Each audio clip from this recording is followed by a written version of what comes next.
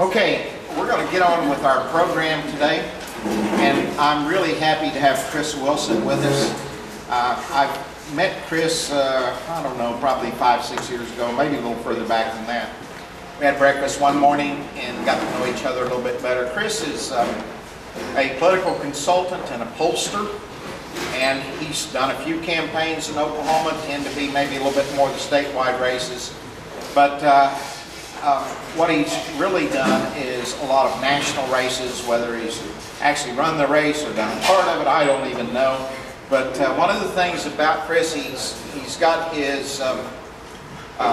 tremendous feel of the field of what's going on, where things lie at any given moment, and what are the things that are changing the flow, the fluidity of a political race. We saw in 2012 a hurricane come through and hit the northeast there, and that probably shifted some percentage of the vote in favor of Barack Obama, just the way he looked really presidential at that point in time. And that's, you just have a group of people, I call them the middle mush, and God only knows who they're going to vote for, and a lot of times they don't until they're in the booth and they're looking, and they finally have to make their mind up, you know. And unfortunately, in close races, those are the people that determine the outcome. But we're really pleased to have Chris with us today, and several things I've asked him to give us a rundown of these critical Senate races, touch on the governor's races if you can. And Chris has also noticed that the left had a funding mechanism. This is a couple of years ago, he called me up, an automatic funding mechanism for a lot of their candidates and races. And he tried to find someone to do something similar to that for the conservative group. This is not necessarily candidates, but it's organizations. And so he couldn't find anybody to do it, so he decided to do it himself. Maybe he'll tell us a little bit about that too. So please welcome Chris Wilson. Chris, thank you. Can everybody hear me okay? All right. Well, I appreciate that. I'll take a quick moment of introduction just to tell you a little bit about me, because I always assume that no one has any clue who I am. And this is the one time every couple of years that people actually find what I do for a living to be interesting. Most of the time, people find out what I do and they run from me. But I started what at the time was Wilson Research Strategies about a decade ago, and I did it after having worked in market research. My degree is in international economic systems with a focus on predictive econometrics. I went to Georgetown and focused on the Soviet Union, actually. I graduated in August and the Soviet Union collapsed in October, and I had to find something else to do with my life. So I started out at Oklahoma, though, and from Lawton originally. I was in D.C. for the better part of my career. We had 2 boys that were born there. Moved back here in 2007 to raise them. And so I do live here now, but my firm is still based in D.C., and we really just have administrative offices here.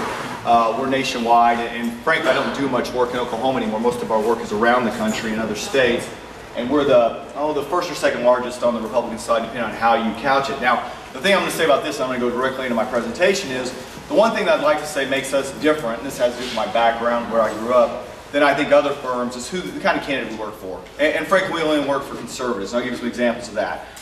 In 2010, I got a phone call from a guy nobody heard from, a lawyer from Utah who wanted to run against a very popular incumbent named Bob Bennett. His name's Mike Lee.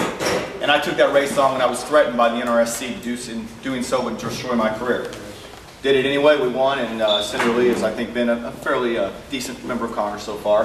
Last year I had a similar phone call from a little-known attorney out of Houston, Texas named Ted Cruz. Same kind of problem. He'd taken on David Dewhurst that the entire establishment supported. This year we got involved in a couple that we didn't win. I did Chris McDaniel in Mississippi, and we came up a little bit short there, and I'm still bitter and going through therapy on that, but I'll recover. We'll do the same thing in 2016 because that's the kind of firm I've started. But despite those sorts of taking on the establishment type of races, we've done pretty well. And as Charlie mentioned, we are involved in, and for corporate clients and a lot of other people, we were involved in a lot of Senate races around the country. So I'll go through those and talk to you a little bit about it. And do my best to, please make this informal too. If you have specific questions on any of these races, jump in at any moment. I'll do my best to talk to you about them directly. So, first of all, and it looks like I put that too far up, but I'm not going to read the text to you anyway. I want to talk about where the competitive races are. And what you see here is a map where the blue states are states that are seats that are held by Democrats right now that Republicans are competing in. The red states are the two Republican seats that are actually competitive right now, and both of those are fairly unique stories. And then really there's no independent seats. So going through those individually, I'll talk about where there are opportunities, but you could legitimately see a chance this year where Republicans could get to 56 seats in the United States Senate. It's not likely to happen, but there's legitimately a chance where that does happen. So first of all, let me talk about some of the models that exist. And this is what's been interesting on my side in what I do for a living, because we've been creating models for our clients for a long time, but now the media have picked up on it. So you've got the New York Times and Wall Street Journal, Washington Post, some of the others that are creating the chances. And they actually rate the chance for which candidate wins. So for instance, in New Hampshire, they give Jeanine Shaheen an 81% chance of winning. Well, that was up until yesterday, Barack Obama. He's like the gift that keeps on giving in this election cycle. 2 weeks ago, he said that Democrats were running on he wasn't on the ballot. Michelle was glad about that, happy about that, but his policies were on the ballot. And then yesterday, he makes the comment that, hey, these people that are running, they're running for me. I need them reelected to get my policies passed the next 2 years. So it's almost like he's got to deal with Republican media consultants to start writing ad copy the way he's doing this. So these go back. I mean, there's no surveys that have come out since those comments, but it's kind of funny. I sent in a weekly email update on these races that went out this morning, and I linked to a comment where Jeanine Shaheen had been asked at a town hall debate if she approved or disapproved. It's a question that we pollsters ask all the time of the policies of Barack Obama. Her comment was, I approve of some, disapprove of others. The entire audience breaks out laughing. You don't see that happen very often to U.S. senators. And so I would say you're going to see this number start to move, and where Scott Brown, you may remember him because he was a United States Senator from Massachusetts, moved to New Hampshire to run, and most people dismissed him immediately, has now turned that into a competitive race. But it's still ranked as a high chance of Democrats to win. North Carolina, same sort of thing here. This was a race where Kay Hagan was seen as running away with it. She'd opened up about a 10-point lead until early October. And now that one is closed very tight. So let me go through each of them individually, the Democrat races. Alaska. This is a Democrat seat. You may remember we nominated a guy named Joe Miller, who was a good guy. He made a great candidate. About 6 years ago, he lost. And a Democrat, Mark Begich, won. Well, he has run probably the worst campaign nationally. He's just done some very stupid things. I won't go through each of them individually. But the way that you know when a candidate's starting to win and when another candidate's starting to lose is based on fundraising. And Sullivan, the Republican in this case, who's going to be a good senator. He's not going to be a Leo Cruz type, but he'll be a good one. He'll be a Republican vote. And he has outraised Begich 3-1 in the last quarter. And that's, to see an incumbent U.S. Senator outraised financially by that standpoint is pretty substantial. So I think at this point you can pretty much take Alaska and put it in the Republican column. Now remember, Republicans need 6 seats to pick up the majority. The next one is Arkansas. You've got incumbent Democrat Senator Mark Pryor running against Iraq War vet Tom Cotton. And again, this is one, if you kind of look at the trends here, I mean, Cotton has opened up about a 4-point average lead overall. Again, is consistently outraising him. I would say running a better campaign. And just, they've done a very good job there. And Arkansas is one of those states where, whereas it used to elect Democrats, even up to as recent as 6 years ago, Republicans are going to take the governor's mansion there, probably going to take all the down ballot offices. You're going to see Arkansas look about like Oklahoma does after this cycle.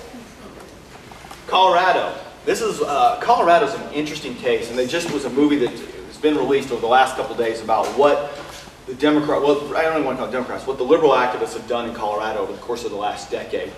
It's narrated by Michelle Malkin. It's, I can't remember the name of it off the top of my head, but it is, they did a very good job taking over the State House, the State Senate, and both Senate seats, U.S. Senate seats over the course of the last cycle. As Charlie mentioned, I'm going to talk a little bit about the funding that went into that here in a little bit. But, so they elected Mo Udall and Tom Udall, I'm sorry, that was his cousin. And Cory Gardner, Republican member of Congress, jumped in against him. Not given much of a shot early on. You can see how far down he started. But now, for the last few weeks, he's led in about every poll and led fairly substantially. And as you look at these things, since presumably I won't be back between now and Election Day, if you follow polling, a very simple rule of thumb, and it's very, very simple, is when you look at an incumbent congressman, senator, governor, whatever the case may be, and you can really take those undecideds and figure they break about 2 to 1 to 1. And what that means is about 25% breaks for the incumbent, about 25% end up not voting, and the other 50% vote against the incumbent. Again, very basic rule of thumb, but it's one in which we make a lot of very expensive decisions when we get close to election day, or we used to. The other interesting thing about this race is Udall was trying to run his entire campaign attacking Gardner on the so-called war on women. And he's based everything he's done on, he's gotten some advice from consultants to go do that, which I don't mean to attack my own profession here, but pretty stupid advice, because in the last polling that we've done there, we're doing some work there for one of our clients, we actually just got the field last night, and so you may be hearing about this quicker than they open their email and see it. And Gardner has actually opened up a league with women as of late. And I think what he is doing is providing a case study for Republican candidates on how to completely destroy the war on women arguments. And it's about time to figure out how to do that, I would say. Georgia, this is another client of ours that has been it's been a back and forth kind of race. Tom Perdue, who is the former CEO of Reebok and Dollar General, has run a lot of companies over the course of his career, his life, and in doing so, there have been some jobs that have moved from the United States to other countries. For instance, Reebok, it's a little bit cheaper to make shoes in other countries because of the laws and regulations we have in the United States. And so it's pretty easy to track that after Perdue became CEO, that jobs have moved to other places. And Michelle Nunn, who is Sam Nunn's daughter, has done a good job of exploiting that. And this has moved from being a pretty safe Republican lead back in August to a fairly close race. The interesting thing about this race, Georgia, and the next one I'll show you, Louisiana, is that these are states that require a majority to win.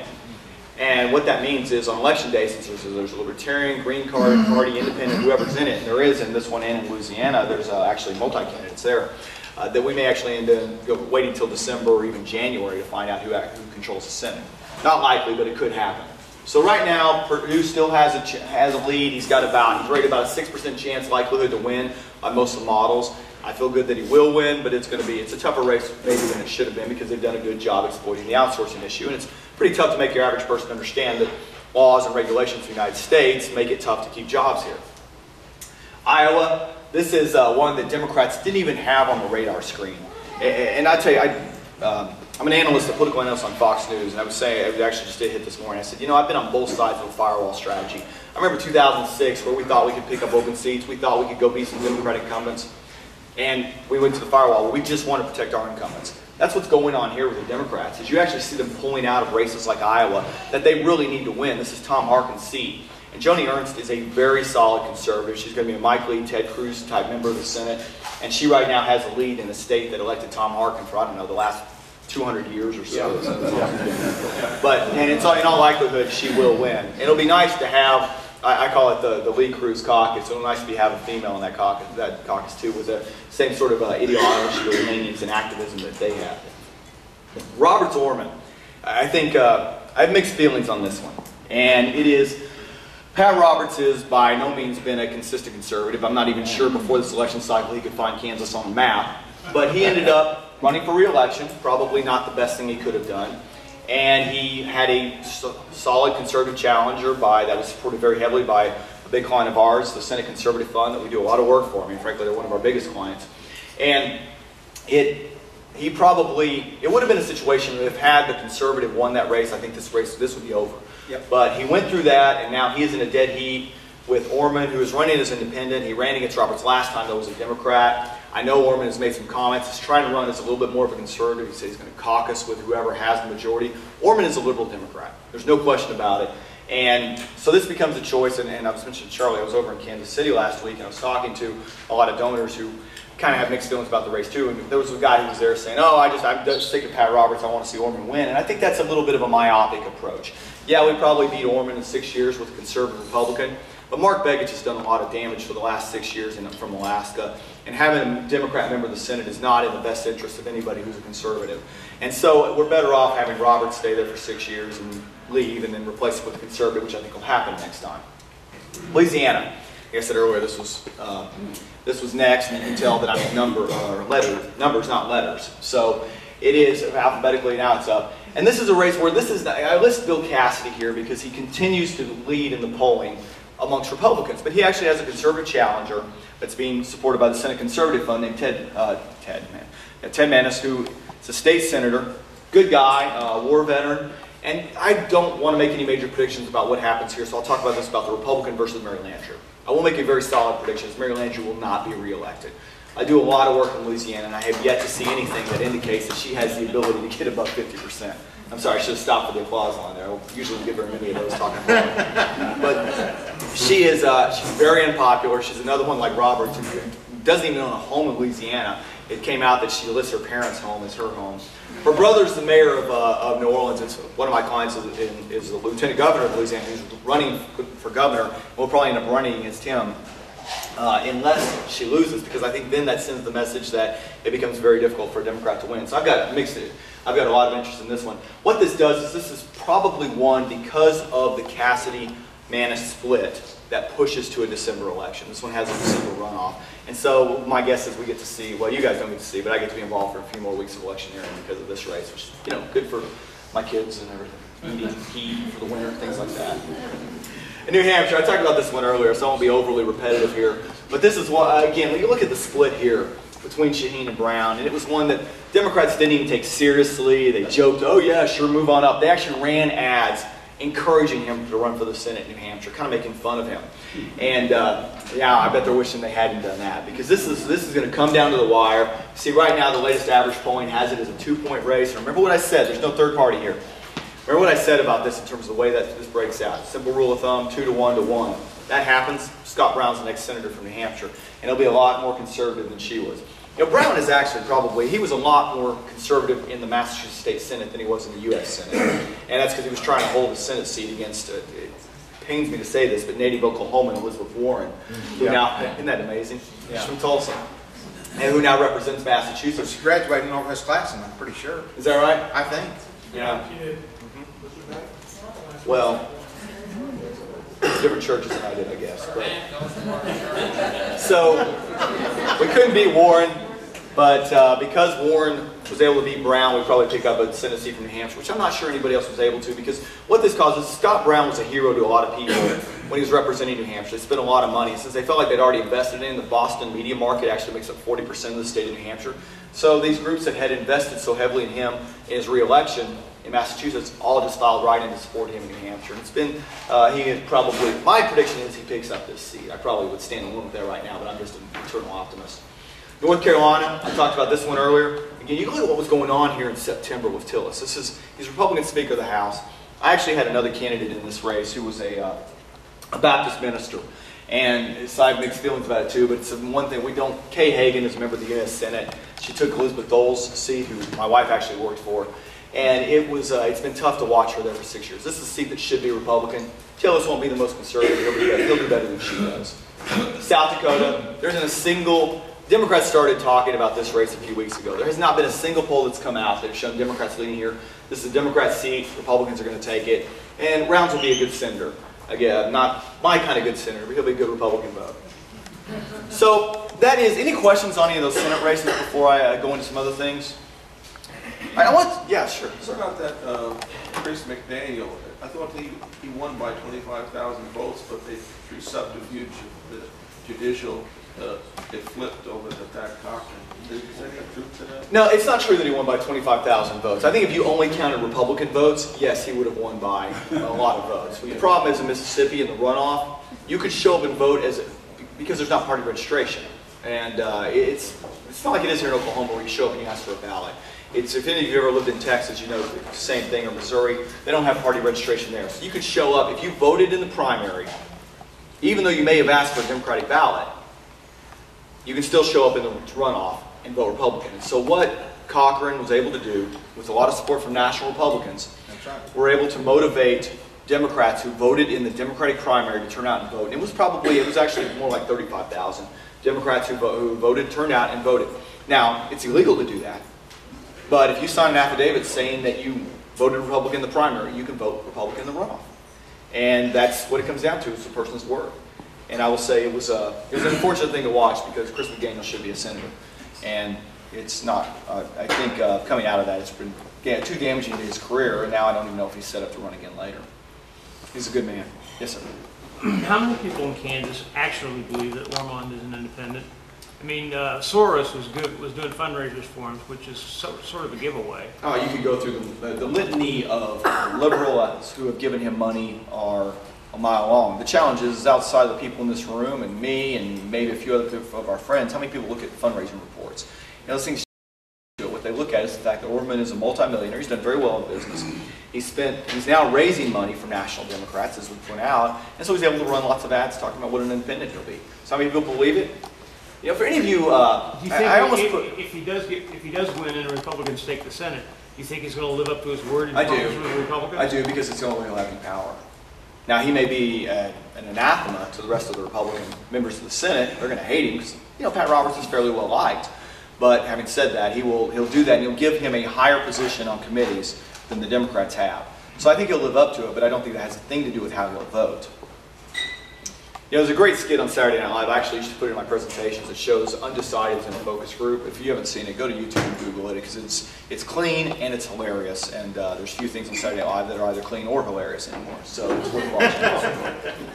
I'm going to talk about predictive analytics a little bit. This is something that we have delved very, very heavily into, and for two reasons. One is because I feel like we have been beat on the science side by Democrats for far too long. And two is I actually operate under the belief that political polling is going to go away within the next 4 to 6 years. We do surveys now where 60% of our interviews are to people's cell phones. And whereas that makes me very unpopular with anyone who knows what I do for a living, it also makes our polling right.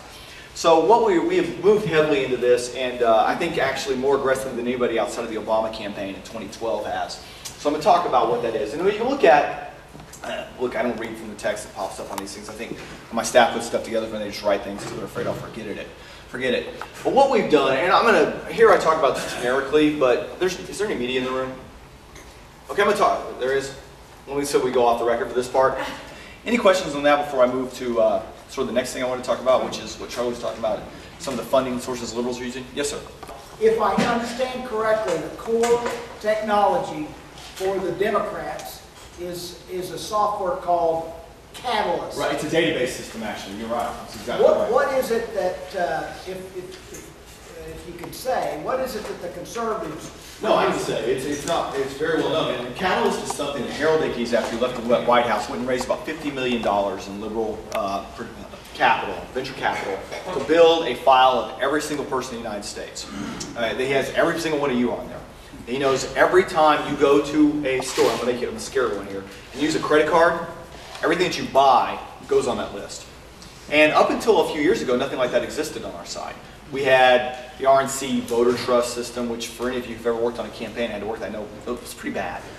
And so the Koch brothers actually got together about 4 years ago and funded a company called i360. And it is one that we have worked hand in hand with on our races, because they end up, they usually involved with our clients and supporting our clients. And it is, can tell you, I've actually had the opportunity to use the Catalyst file because I've had a couple of media clients that have hired me, and I've had to team up with a Democrat polling firm. And it's amazing because they send me the file and it has an algorithm built into it that within a week it literally self-destructs. For any of you in computer technology, you know what I'm talking about. I mean, it just becomes unusable. And so, but seeing it, they had as many as 7,000 different opinions in terms of ideological likelihood, whether you're pro-life, pro-choice, pro-Obamacare, anti-Obamacare, just you name it. But like I said, right down to magazines, cars, things like that. And it was remarkable. And so the Koch brothers through i360, and i360 is now self-supporting from what I understand, did something similar. And I would say it is just as good as what I saw with Catalyst. I can't tell you what Catalyst is today. They don't want me to come peek inside their predictive models. But they have, the people who run i360 are very good. They are constantly scoring for predictive models. While she was in the race, I was working for Liz Cheney in Wyoming. And the one thing we determined before she had to pull out, and it was for health reasons despite what has been written about it, or for family reasons I should say, but we were able to build a model of non-registered voters, just adults who hadn't registered yet, that we could convince to register and vote for her. So you can get down to that level of people, which hasn't existed in the past. Now the flip side of it is there are very poor parts of it that we've also discovered. Some of the, I don't need to get into the back, it still has room for improvement, but we are light years today in 2014 ahead of where we were in 2012 in terms of our ability to use this. Have we caught Catalyst yet? We've caught where they were the last time I saw their file. I don't know where they are today. But that's you're exactly right. I mean, Catalyst has been the backbone of what they build things around. We had nothing like it until the Koch brothers very generously funded i360. And no one could have done that from a business standpoint before. So it would have had to do what Ickes did. Any other questions on any of the election stuff? Is that why they hate the Koch brothers so much? Oh gosh, that you know where to stop with that. I didn't say the fact that Koch brothers successful has as much to do with anything else. Yeah. But any other questions? Governor's race in Kansas, if you would. Sure. Sam Brownback is actually a client, and he has done. I kind of refer this a lot to. I have two sons, they're 10 and 12 years old, and I do things that they really hate, make me a bad dad, like make them take cough medicine if they're coughing, or make them eat broccoli when we have dinner. And, as soon as that's over, while they're doing that, they really get angry at me. This cough medicine tastes horrible, or the broccoli tastes nasty. But as they stay healthy, or they start coughing, they're like, oh, that worked out. And Sam Brownback's kind of going through a little bit of that right now. He went through the tax cuts. He cut taxes very aggressively in Kansas. He cut back on government regulation. And the initial response to that has been a little bit of pain. But as people see that they can actually spend this money more than the federal government, more than the state government can, or better than the state government can, I think you're going to see those numbers start to turn around. I think the challenge that's existed for Brownback in Kansas has, one, he got caught up in the Roberts-Milton Wolf fight. Shouldn't have done that. He didn't aggressively do it, but they're friends, and he sort of got involved, and I think he's had a little bit of backlash to that. That's number one. And number two is, I think the one mistake that governors have, and this is the problem that a lot of Republican governors are having, is forgetting Tip O'Neill's axiom that all politics are local. And so whereas we can nationalize a Senate race, we can make it about Barack Obama, we can make a congressional race even about Barack Obama, when you try and make a governor's race about things going on at the federal level, I think you surrender your ability to talk about your strengths and what you've done for a state. And that's a challenge, again, that's existed with Snyder up in Michigan, with up in Wisconsin and in Florida. So there's a lot of Republicans that are probably going to have tough re-elects this year. I think they end up winning. I think Brownback does end up winning just because it's going to be such a Republican wave election. And I'll tell you, that is not just set in speculation. There's a lot of early vote figures given out. I'll give you one state where I'm very involved that has early voting for 18 days. It's Nevada. And right now, Republicans are voting 10 points over their registration, whereas Democrats are voting 2 points below their registration. If you compare that to where things were going on in 2010, where Republicans swept in 2010, both were voting exactly at their registration levels. So that's the early voting standpoint. Now, I'm not going to send any of my clients to their victory parties with only a victory speech in hand based on turnout figures. The sad truth is, or the truth is sadness press vote counts just as much if someone's excited about the election. And so these things, we really learned in 2012 not to rely too much on them, but they are a precursor, a harbinger, if you will. And I think from that standpoint, if you look state by state where you can measure what's going on before the election, it is a positive moving in Republicans' favor. And so because of that, I think Brownback and a lot of the others are in trouble will end up winning. And Wisconsin, Scott? Scott, that's another one where he is, he's definitely in trouble, but I think ultimately he ends up winning. It's just one of those things where Wisconsin's not a great state for Republicans as it is. I mean, he won in 2010 probably based on the wave, and I think he gets reelected in 2015 based on the wave. Yes, sir. Yes, sir. Do you take into consideration anything about no voter ID required where Barack Obama got every state with no voter ID, and all the states that had voter ID he didn't get? And I was wondering if you have any weight in that, how he can scarf or spoof off the... Yeah, that's one of those things where correlation doesn't necessarily equal causation. I mean, the reason, if you look at those states where voter ID is required, they're Republican states. The Republicans have the legislature, so they were able to get it passed. How much of an impact does it ultimately have? I mean, it's debatable. I think it is a better thing to have it than not to have it. Does it ultimately end up impacting the elections? Evidence does not exist of that today, but it also doesn't exist that it does not have an impact. And so, just to speak at it from the data, it's a little bit difficult to make a strong argument. Yes, sir. It's kind of a side issue, but have you got any information on this brouhaha that's showing up in Illinois on the early voting where the machines are allegedly switching the votes? I have not. And just to be candid, I don't do a lot of work in Illinois. I tend to only work for conservatives. It's a little more of a challenge there. Yes, Steve. I remember back in 1988, after George Herbert Walker Bush was elected president, all the experts sitting around these desks and they were all talking. Well, the Republicans have won, 5 of the last 6 presidential elections, whatever it was. So they just have a lock on the presidency. And now after Obama was reelected in 2012, now the talk is, well, the Democrats just have a lock on presidency. What's the reality in your opinion going forward? You know, I think the reality is that a well-run campaign can win the presidency no matter which side of the aisle you're on, whether you're Republican or Democrat. And just be blunt, there's no media here, and I'm working for Senator Cruz is going to run for president, and I'm involved in that effort. And from that, it is, if I did not believe that a Republican could get elected president, I wouldn't get involved. I mean, I can tell you there's plenty, I can give you a list of plenty of people I've talked to who have wanted to work with us that I've said, you can't win. There's no reason for me to come take your money because you'd just be wasting it. And there are states that become more Republican.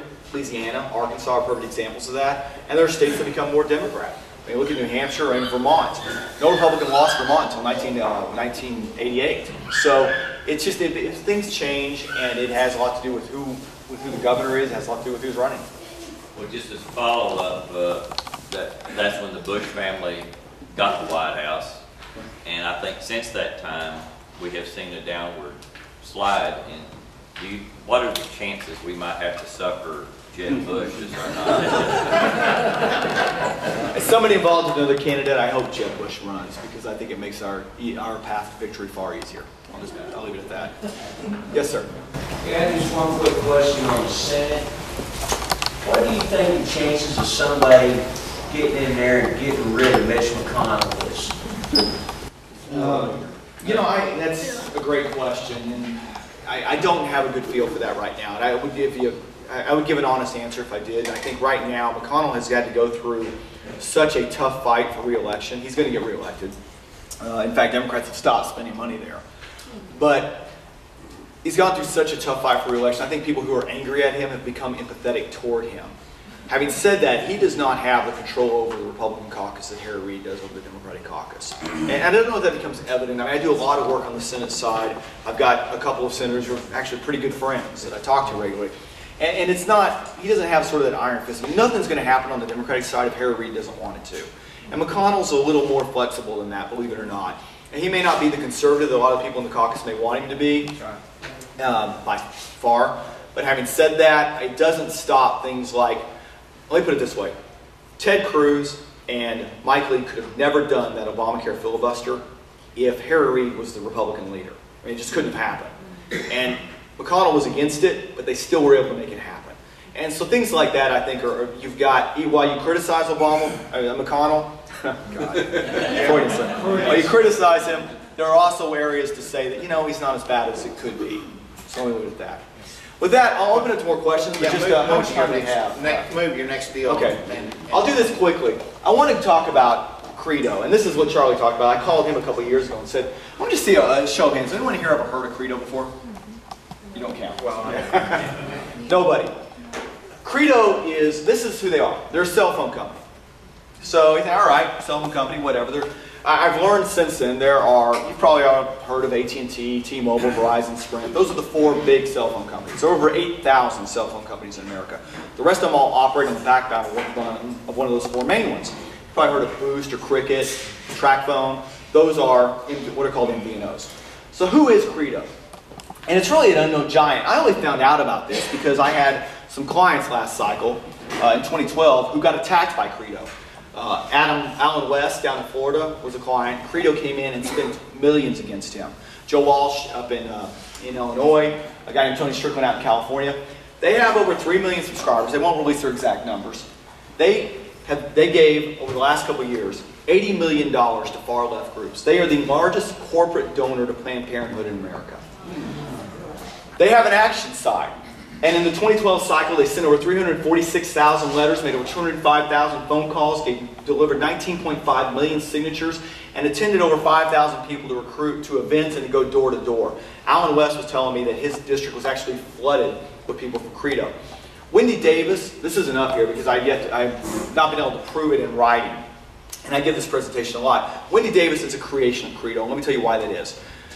Credo is out and recruits the far left of the far left. And so switch from the right-wing nuts at AT&T who gave $1,000 to Ted Cruz and come subscribe with us. And then from that, they probably only have 100 subscribers. Well, that's probably not exaggeration. They probably only have a few thousand subscribers in the state of Texas. But Wendy Davis was delivering her filibuster. Again, when to David Dewhurst, could have ruled her out of order. He ruled her out of order 3 times. like if she reads from the phone book, that would be out of order. You've actually got to be on topic in Texas. If he'd ruled her out of order, this is why one of the reasons why he lost re-election. If he ruled her out of order, it would have stopped, and she would not exist today. Well, she'd exist, but you know what I mean. And in doing so, because they were able to flood, they sent, you know, the little text messages where you get that has a number you click through on? Well, they sent that out to all their subscribers in the state of Texas, said call David Dewhurst's office and tell him not to rule Wendy Davis out of order. They bragged that they delivered about 1,000 phone calls into David Dewhurst's office. This is the state of Texas. 12 million registered voters, 18 million people, 1,000 phone calls. So God, I keep saying that. David Dewhurst, who got beat by Ted Cruz, David Dewhurst was asked why he didn't rule Wendy Davis out of order. He said, I had almost 1,000 phone calls into my office. Exact quote. Google it. So this is what they've been able to do. They started a super PAC that in 2012, and we know this after the fact, I have no idea what they're doing in 2014, raised $2.5 million, 70,000 donors, 80 organizers, where they take credit, and Alan would agree with them, for beating Alan West, beating Joe Walsh, beating Frank Ginta, beating Chick Kravick, and beating Dan Lundgren. All of those have an 80% or better ACU score. So, anyway, these are some of their actual ads. Thank Wendy Davis, We Stand with Planned Parenthood, Clarence Thomas, Ethically Challenged. I could go through on and on about everything they've done. These are some. They take down, they had the Tea Party 10 in 2012, beat them all. State and local ballot victories. They go in and put things on the ballot and pass them. Opposing the war on women, attacking Rush Limbaugh here. Fighting for marriage and lesbian, gay, whatever B stands for, and T rights. Sorry, I don't study those things. Ending gun violence. You get the idea. This is what they did overall. I was able to get a copy of what they sent out to their donors, their funders, in terms of where they beat people, what they did in terms of number of people they impacted. So this caused me to start looking into who was doing this on our side, not because I wanted to be involved in it. Frankly, I wanted to do the polling. So I had, somebody's got to be doing this on the right. Don't you think? Nobody existed. That's why I called Charlie. Hey, you have any idea if anyone's doing this? I knew about Lifeline. That's actually why I called Charlie. I was like, have you heard anything? What happened to those guys? Because they used to kind of do this for Christian groups.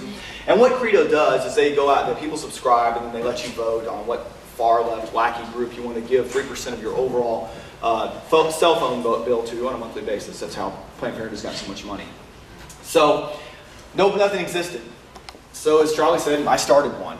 And I knew absolutely nothing about cell phone companies when I started. I still know very little about it. I actually ended up giving away equity and hiring an executive team that runs it out of Dallas. And my involvement now is I go on TV and talk about it and give speeches and things like that. But I point it out because I do think it's important. And the goals of it, we started EOS Action just like Credo has. We do signatures and calls and hopefully beat some people. We also are partnering with conservative groups. And this is, I'll go through this quick, but the key thing here is what our projection is for 2016.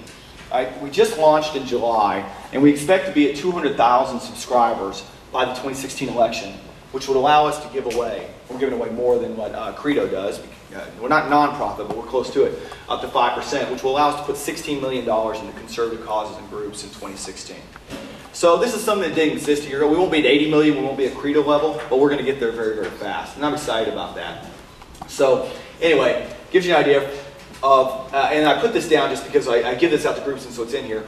So let's say hypothetically you've got a group that, or not you have a group, but whether a conservative group signs up, and we've actually, like I said, this is not a solicitation, we've stopped taking groups, we've got so many of them, now we're having to market to them. And one thing I found about running a cell phone company is, you know, when you buy a polling company, I just have to make calls, you have to buy those cell phones, and then people like you expect us to give them away, and those things are like $800 a piece. So we've had to raise a lot of capital to make this happen. But as we reach, like for instance, Tea Party Patriots is one of our groups that we're working with. Susan B. Anthony listed, if you know them. And so as they reach $100,000 subscribers, that'll be $3 million extra dollars to them as an organization on a yearly basis.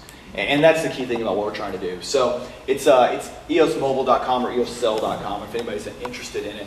And it's something that, it is something I've taken on just kind of as a pet project that hopefully ends up growing into something that's at least as large as Credo. Which Credo is EOS-mobile.com? I'm sorry, EOS-mobile, and we now have EOS-cell.com also. And for any of you who aren't familiar with EOS, EOS is the Greek goddess of the dawn, goddess of new beginnings. That's how I chose that, in case you're curious. So that's sort of what I'm going to be working on, or what I spent. I actually took a year off from WPA in 2015 and just spent nothing but worked on this. So anyway, any questions or comments on that or any other political stuff? Do you have any brochures or anything on that? You know, I don't. You know, that would have been thinking ahead, and I don't tend to do that until the election is. Sorry. Great. Thanks so much for the opportunity to come talk to you. Well, many of you, I've told you in the past that politics is both a science and an art. today you've got a picture of the science part of it. You've got a deeper look than most people will ever see in their life of just how technical it can be, and because it's really about manipulating people who have not properly educated themselves and really don't understand principles and such as that. And So we would say educate, not manipulate. well, yes, I know. Yeah. It's called propaganda, and there is nothing wrong with the word propaganda. The actual literal meaning is information to persuade. The problem is when it becomes disinformation. And that's the real problem in that. So, but Chris, we thank you so much for coming today, and I think you'll find it very interesting. Okay, all right. So, folks, thank you so much. So, we look forward to seeing you then.